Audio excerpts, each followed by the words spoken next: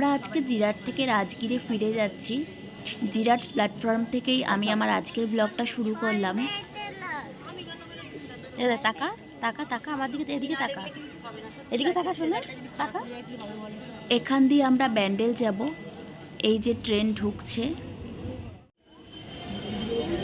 আমরা ব্যান্ডেলে চলে এসেছি। এখান দিয়ে বর্ধমান লোকাল ধরবো।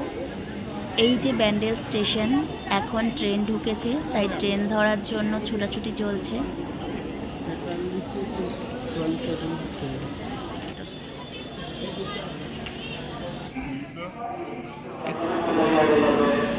আমরা এখন ট্রেনের অপেক্ষায় দাঁড়িয়ে আছি।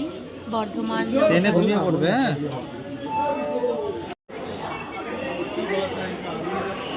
দেখা হবে, দেখা।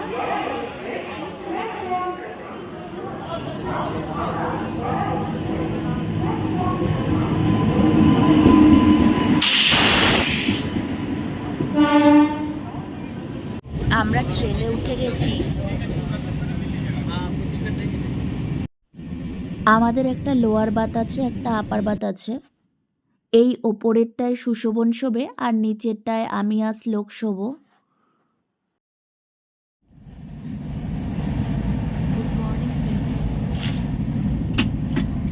এখন বাজে ভোর 4:45। শ্লোকও ঘুম দিয়ে উঠে গেছে। আমরা নামবো এখন বখতিয়ারপুরে।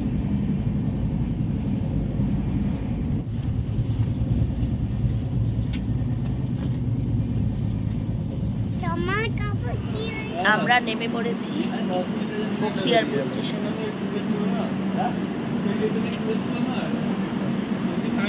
এই যে এই ট্রেনটা দিয়েই নামলাম আমরা। আমরা এসেছি হাওড়া রাজেন্দ্রনগর এক্সপ্রেসে। বখতিয়ারপুর থেকে রাজগীরে আমরা এবার বাসে করে যাব।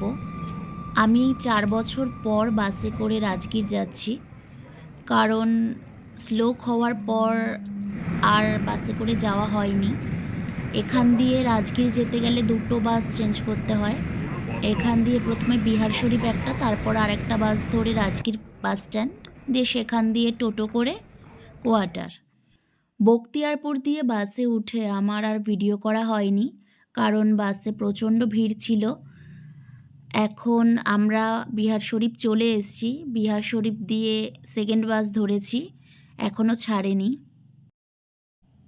পেছনের সিটে আছে সুশোভন। আমরা রাজগীর বাস স্ট্যান্ডে চলে এসেছি। এবার এখান দিয়ে টোটো ধরবো। আমরা কোয়ার্টারে চলে এসেছি। ছুটি কাটিয়ে আবার নিজের সংসারে ফিরে এলাম।